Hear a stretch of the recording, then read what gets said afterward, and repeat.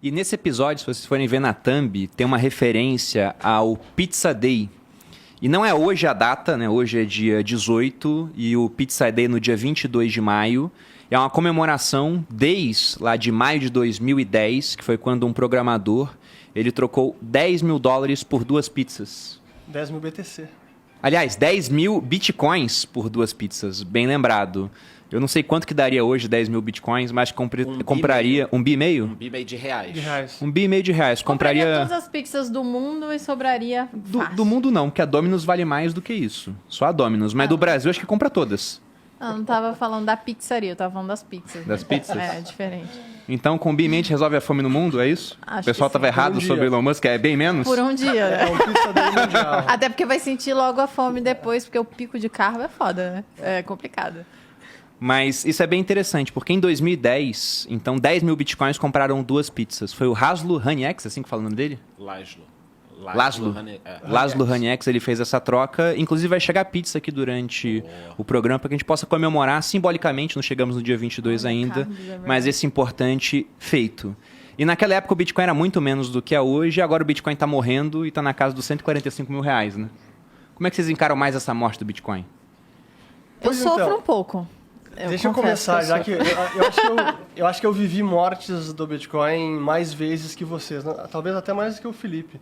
Porque eu, quando entrei nesse mundo, comecei a estudar, foi em 2013, logo depois de uma morte. Assim, foi uma morte e uma ressurreição muito rápida. Isso foi abril de 2013. Então eu vi isso acontecer, tipo, quedas de 90%. Foi em 2013, foi no final do ano 2013, foi em 2017, também 2 vezes, que maio de 2017 também teve uma queda forte. Aí depois 2018, que chegou a $3 mil, depois de ter quase $20 mil. Então, quem já está nesse mercado está um pouco calejado. É claro que a gente fica um pouco apreensivo, todo mundo fica, mas é um pouco a característica desse mercado ser muito volátil. E como o Charles falou também agora, o mercado inteiro está caindo, né? Então, é uma correção que não é apenas em cripto, é também no mercado geral. Bom, eu encaro essa queda com muita resiliência. É lógico que eu estava mais exposto do que eu devia, então estou colhendo aí os resultados, né, dessa queda. Não tenho vergonha nenhuma, voltei a trabalhar no mercado, me requalifiquei, estou em outra área. Inclusive já fui destaque lá, como vocês podem ver aqui. Tá? Mas eu vou ter que sair do podcast mais cedo e ficar contigo, tá, Boludinho? Porque meu expediente lá começa daqui a 15 minutos. Entendi. Eu vendo as minhas bolsas mesmo, nesse caso. Isso, aí você vende as suas bolsas. Mas brincadeiras à parte, tá, gente? Isso aqui também é para lembrar que para aqueles que querem aprender mais sobre criptomoedas e na hora da queda, estar tranquilo, até possivelmente aumentando a posição e não ser obrigado, tirar o boné, e não ser obrigado a voltar para um emprego que você não quer, por exemplo, porque com cripto você vai ficar rico muito rápido e pode ficar pobre muito rápido também. Eu lembro que na Finclass tem muito conteúdo sobre cripto lá.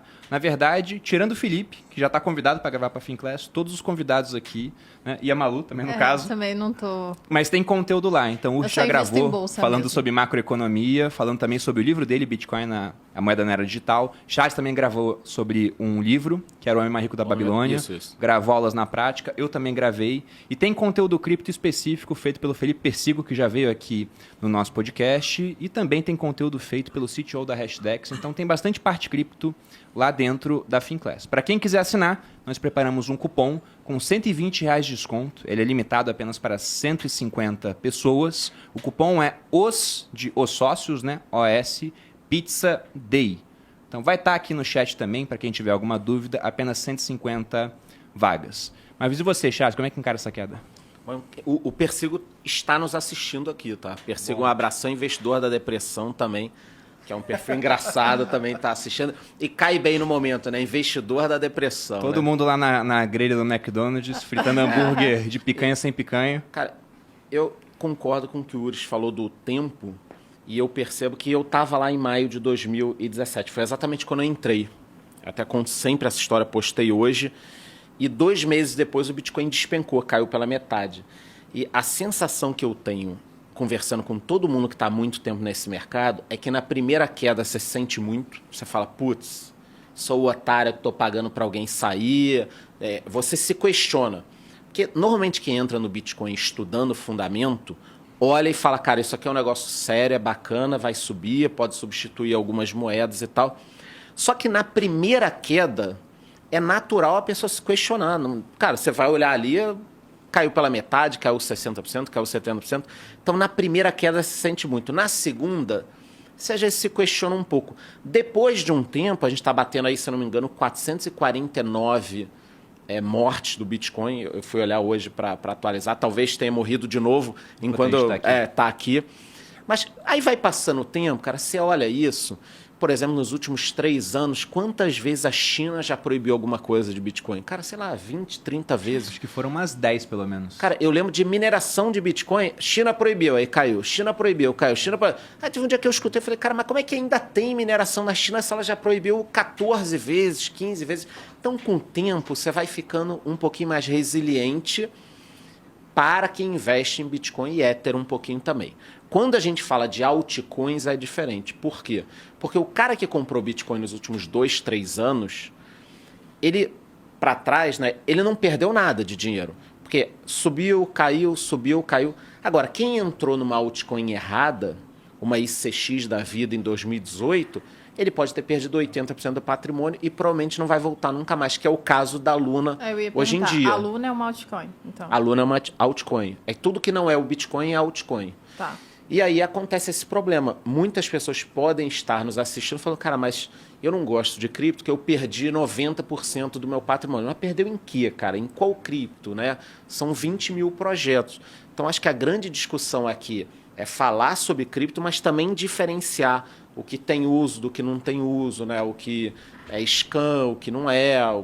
Bom, isso tudo eu acho que é muito importante de colocar, né? Porque Bitcoin não é o resto do mercado, ou pelo menos 99% do resto, como Luna, por exemplo, entendeu? Já aproveitando o tópico de Luna, Felipe, você que tem mais... deixa eu perguntar, o que é scam? Golpe, esquema. Ah, tá. Esquema. Mas aproveitando o Luna, por exemplo, até muita gente está falando, não passou de mais um scam, de mais um golpe. O que houve com esse protocolo? Para quem está assistindo a gente aqui.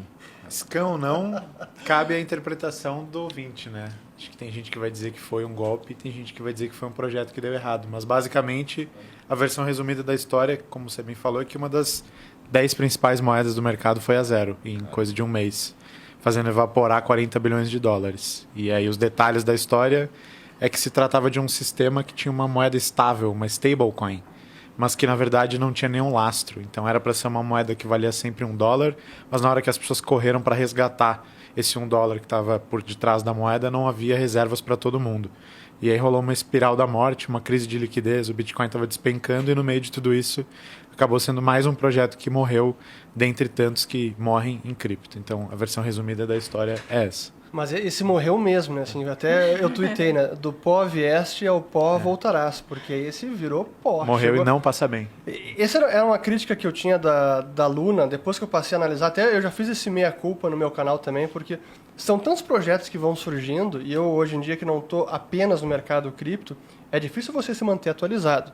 Mas quando eu fui estudar mais a fundo a Luna, para mim a grande coisa que não tinha como se sustentar a longo prazo é que era uma stablecoin que seria lastreada por uma unstablecoin, ou seja, por uma que era o UST lastreado na Luna. Mas quem é que garante o valor da Luna? Nada. Então poderia virar zero como virou e aí o negócio colapsou, né? Mas eu não sei se é golpe ou não, mas o ruim é que muita gente pesada também estava apoiando esse projeto, né? Lá fora, assim, Novogratz fez tatuagem no ombro. Eu fiquei aqui, sim, assim, teve investidores que tatuaram. A filha do cara que inventou a Luna chama Luna.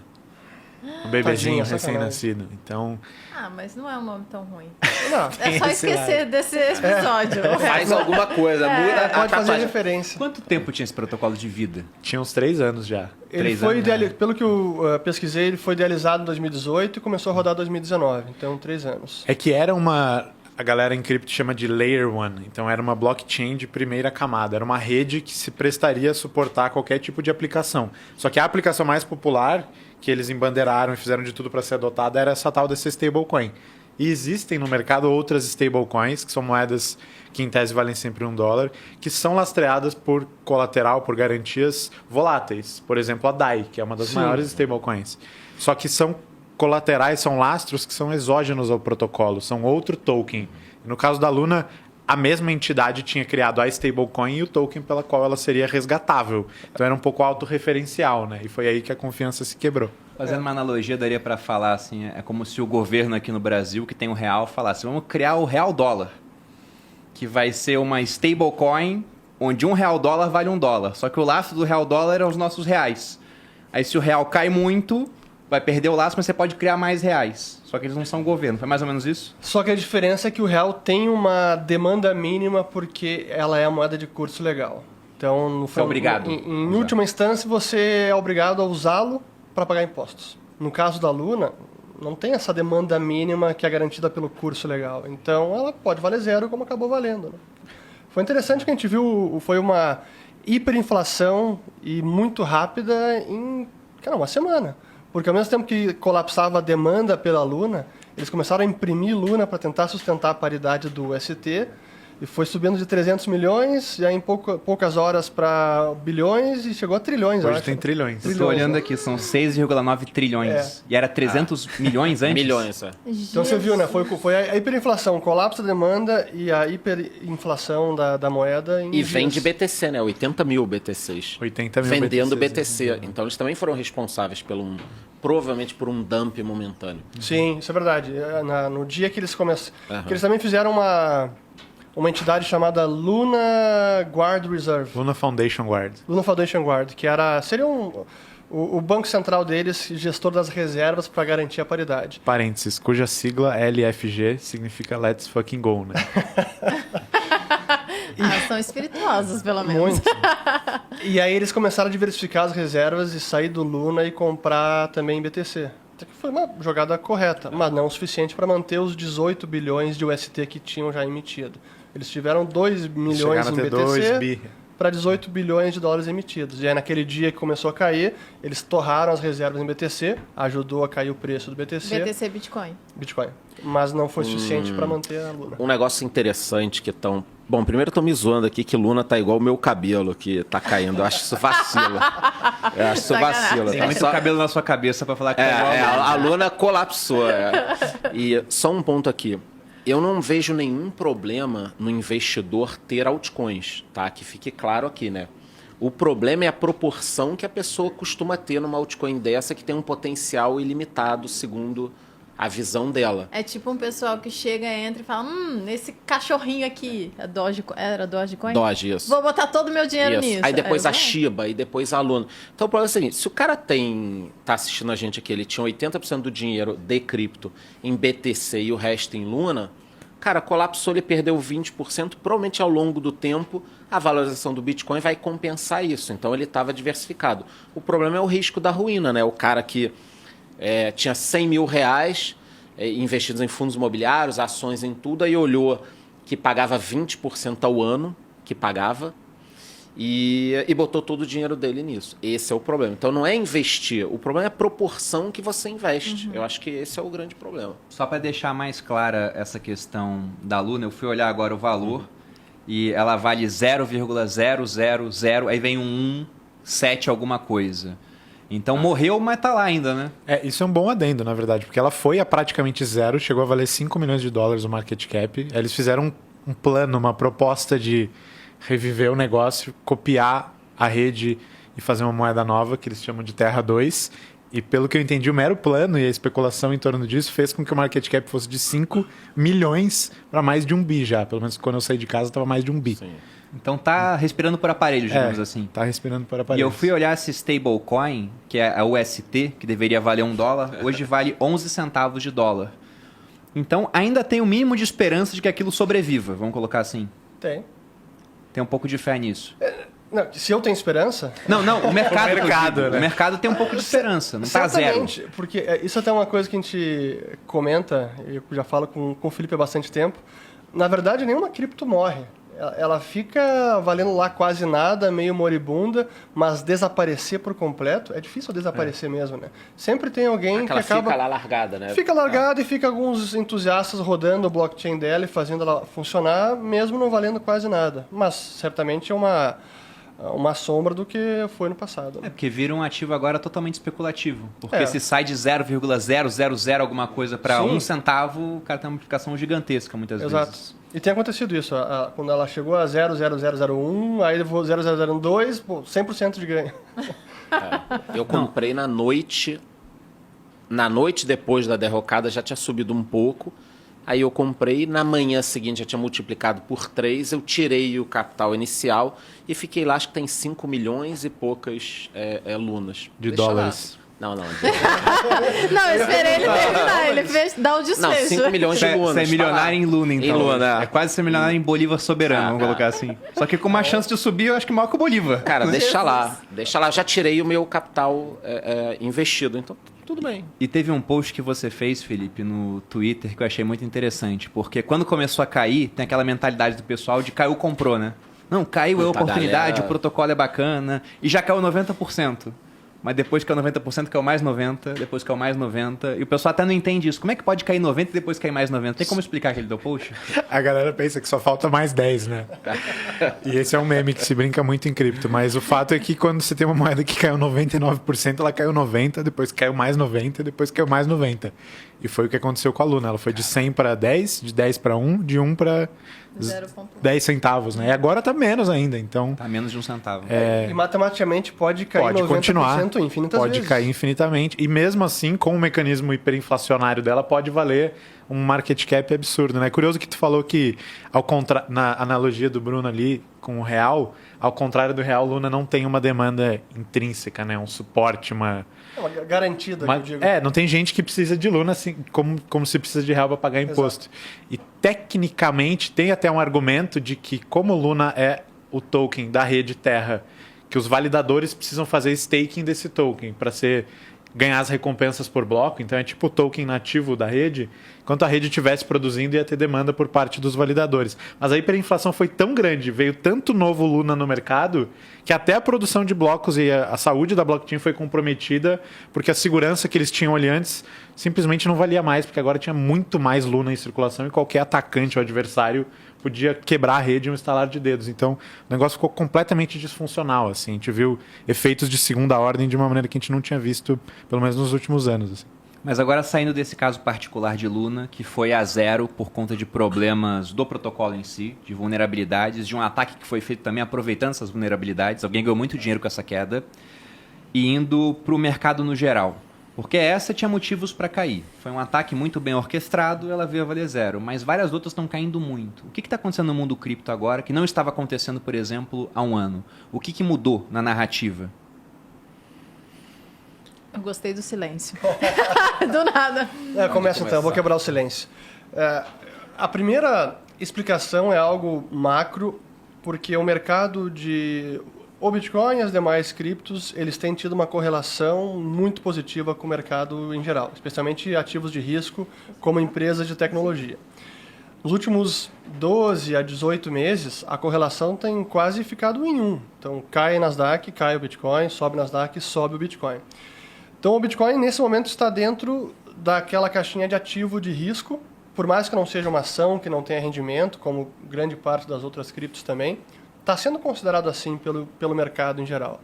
Então, nessa situação onde o Fed está subindo juros, e isso prejudica todos os ativos, diminui o valor presente, aumenta a taxa de desconto, isso está levando o Bitcoin também e as demais criptos. Então, tem esse fator macro, sem dúvida alguma, que está jogando no papel agora.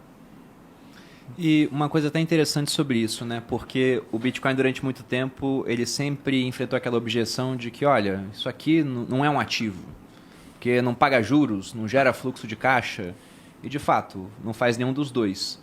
Porque dinheiro em si também não paga juros, tem que transformar no depósito bancário ou comprar um título público para obter juros. Só que hoje em dia tem várias plataformas sérias, né? Tem corretoras mundialmente conhecidas oferecendo renda para você deixar os seus bitcoins parados na plataforma. A Binance faz isso, por exemplo, uma espécie de poupança em Bitcoin. Os juros são pequenos, mas quando eles vieram com essa possibilidade, eu pensei, será que isso muda o jogo? Na hora que subir os juros, o Bitcoin não vai cair?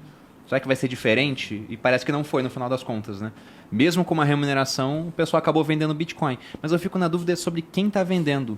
Porque lá atrás o Bitcoin era um ativo descorrelacionado. Então era muito mais o pessoal que era entusiasta que tinha. Hoje essa correlação está caminhando para ficar muito próxima do mercado acionário americano porque os institucionais entraram, na opinião de vocês? Foi isso que aconteceu? Só para complementar a minha parte, eu acho que sim, esse é um fator.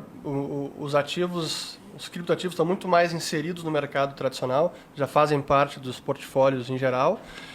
Mas acho que é algo de momento de mercado macro que está fugindo de risco, porque essencialmente um Bitcoin não tem nada a ver com uma empresa de tecnologia. Então, alta de juros não deveria fazer todo esse movimento brusco. Então, eu espero que em algum momento a gente possa ver essa correlação acabar e voltar a ser um ativo descorrelacionado, mas não no curtíssimo prazo. Eu também acho que é o momento que a gente está vivendo dos juros, né, dessa alta dos juros, não só nos Estados Unidos, como aqui no Brasil também. Não está entrando dinheiro no mercado como estava antes. Pô, os americanos, cara, a gente vê relatos de pessoas que eu conheço e outras pessoas que botaram na internet que a pessoa trabalhava, tinha renda e recebia um cheque do governo para fazer qualquer coisa. Toma aqui $2.000 para você fazer qualquer coisa. Então, muita gente também entrou no mercado, começou a operar, investiu mais, porque, cara, entrando dinheiro para cacete. Aí agora, você entra num momento que o mundo está numa pré-recessão. Inflação enorme, tudo custando muito mais caro. A predisposição da pessoa colocar um dinheiro no Bitcoin, acreditando que ele vai subir, isso eu estou falando do investidor comum, só que aquele que vai colocar muito dinheiro. A predisposição é muito menor. O que falta para acontecer uma alta, na minha opinião, e tal, pelo que eu vi nos últimos anos? O próprio movimento em si. Quando ele começa a subir, a gente vê o FOMO, né, que é muito conhecido, e todo mundo colocando dinheiro para ele subir. Agora, no momento, cara, eu não vejo um cenário assim que justifique economicamente todo mundo investir no Bitcoin. Talvez as pessoas entenderem que o problema do mundo está sendo impressão de dinheiro e tal, isso pode ajudar um pouco, mas eu não acho que isso vai ajudar, não. Agora, o próprio movimento em si do Bitcoin, você já está há muito tempo no mercado, às vezes a gente vê de um dia para o outro uma alta muito forte, inexplicável, e aquela alta causa uma entrada de novo de todo mundo, porque olha o mercado subindo. E isso aconteceu também no mercado de ações. Quando a gente vê o crescimento de uma Robinhood nos Estados Unidos, nos últimos 3, 4, 5 anos, as pessoas atravessando a rua, operando bolsa nos Estados Unidos, a galera nova, comprando ações, comprando tecnologia, fazendo aquele lance da GameStop ano passado, quem não lembra, né? As ações subindo, caindo. Então, cara, a gente vivenciou um momento de muita alta e as ações de tecnologia, eu tenho ações que caíram muito de tecnologia, caíram 50%, 60%, 70%. Netflix, Facebook... Não, eu olhei a minha posição em Disney, que não é nem tão tecnologia assim, tem muito parque que se deu bem com a reabertura. E está caindo 40%. Né? E não é tecnologia, apesar de estar plataforma de streaming e tudo. E crescendo, né? E os parques agora vão faturar. Cara, os hotéis em São Paulo é a 3ª semana seguida que eu não consigo ficar nos hotéis que eu quero em São Paulo. Lotados. Isso está acontecendo em outras partes do mundo também. E os preços dispararam, né? E você falou da questão dos auxílios, eu lembrei de um meme que ele ficou bastante popular no ano passado, até postei no meu Instagram, que era o Biden pegando dólares assim e dando para uma criancinha, era o Billy. Falou, toma aqui, Billy, vai estimular a economia. E vai o Billy num caixa de Bitcoin, ele, Billy, não! O cara comprando Bitcoin e o preço subindo. Então, o fim desses auxílios, junto com a alta dos juros, explicaria a queda de vários mercados, não só de cripto, mas também o de cripto, que por ser mais volátil, naturalmente cai mais.